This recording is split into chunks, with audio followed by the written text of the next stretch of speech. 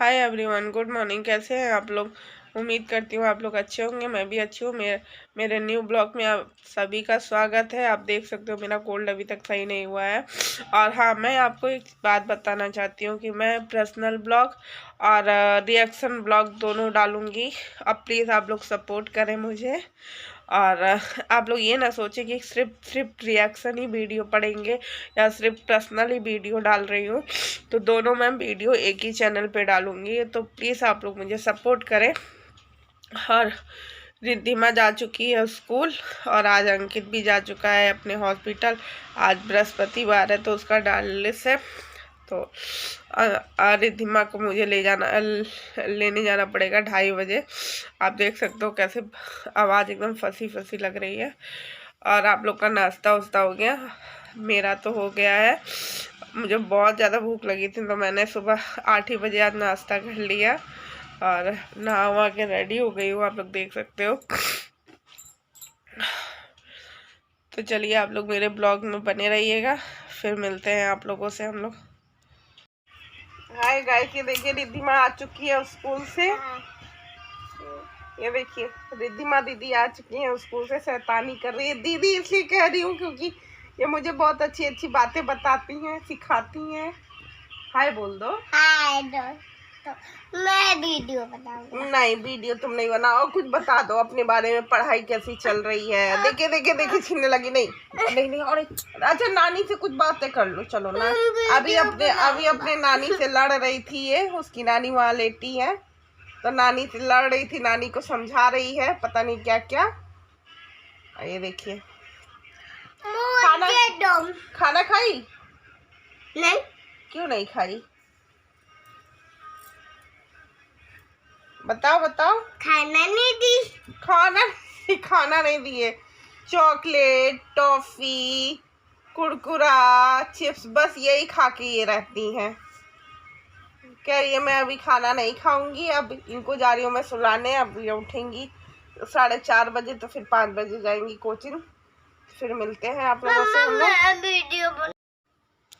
यहाँ 6 बजे तक रिद्धिमा सो रही थी और अंकित उसे जगा रहा था। अंकित जल्दी आना नहीं चाहता है ब्लॉग में। तो मैं उसे कह रही थी कि अंकित तुम नहीं आ रहे हो?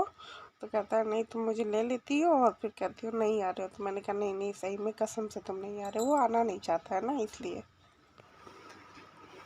हाँ तो गाइस 6:15 हो गए शाम को, पर रिद्धिमा भी सोने में लगी पड़ी है, देख लो। और मैं इसे कब से जगा रही हूँ, उठ नहीं रही है। अब अंकित ही इसको जगा सकता है। मैं जाती हूँ चाय बनाने और अंकित को बोलती हूँ कि ये रिद्धिमा को जगाए। तो चलिए हम चाय बनाने चलते हैं। तब तक अंकित को एक काम दे रखी हूँ कि रिद्धिमा को जगाए, जग नहीं रही है। एक तरफ मेरा चाय हो रहा है, एक तरफ मैं रिद्धिमा के लिए दूध गर्म कर रही हूँ। हाँ, रिद्धिमा नीचे चली गई और मैं अभी बैठी हूँ यहाँ। मैंने उसको कहा जाओ नानी बुला रही हैं। और हाँ, मुझे एक बात बतानी थी कि मैंने एक दिन वीडियो डाली थी अपने ससुराल वालों के लिए। तो मैंने किसी की बुराई नहीं की थी, वैसे मैंने जनरली बातें करी थी आप लोगों से। और किसी ने बोला कि मैं अपने ससुराल वालों की बुराई करती हूँ। इतने लोग जुड़े हुए हैं यूट्यूब पे मुझसे, तो सबको पता चलेगा कि मैं ससुराल वालों की बुराई करती हूँ। तो ऐसा कुछ नहीं है।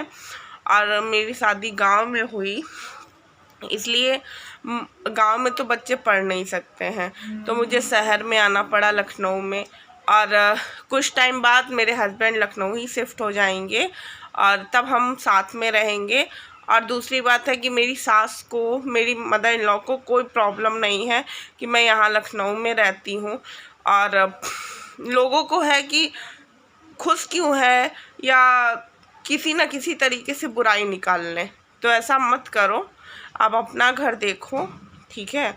मैं यहाँ अपने परिवार, अपने पति और अपने सास के कहने पे ही हूँ, ठीक है ना।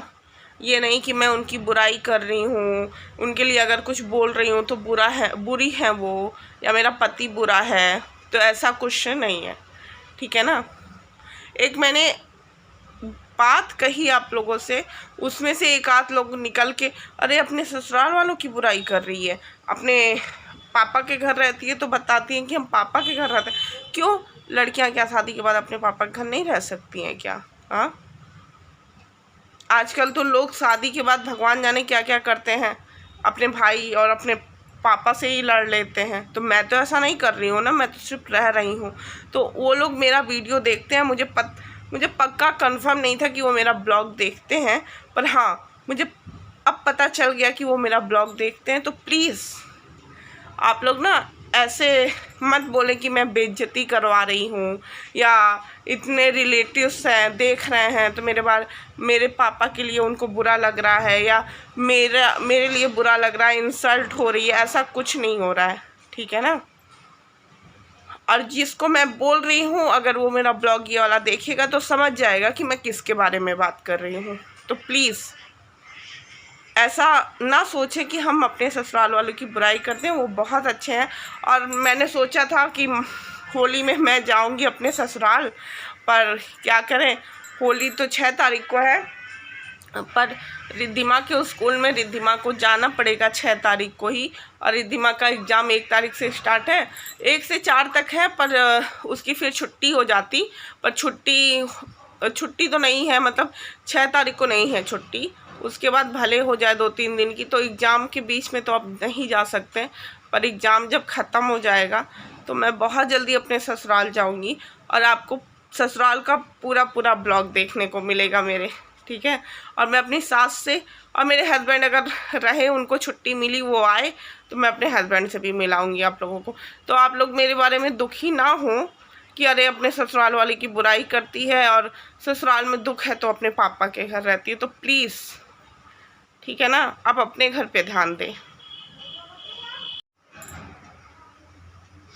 आइए आप लोग भी चाय पी लीजिए मेरे साथ। चाय बन गई है और रिद्धिमा चली गई है नीचे। मुझे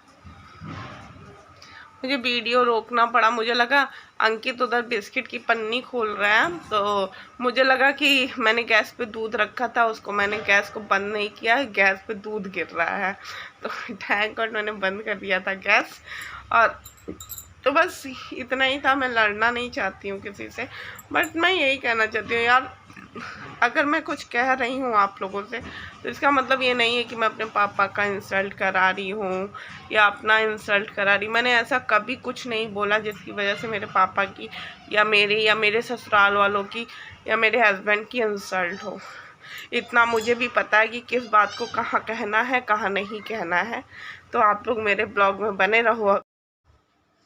यहाँ शाम को 7:30 हो गया था। रिद्धिमा को मैं स्कूल का होमवर्क करा रही थी, और रिद्धिमा बहुत नीचे होकर शर्ट बहुत नीचे करके लिखती है। मैं उसे बोल रही थी सीधा बैठो, और उधर मम्मी मेरी बैठी हुई थी। तो रिद्धिमा क्या बोल रही थी, मम्मा लिखने नहीं देती हो तुम।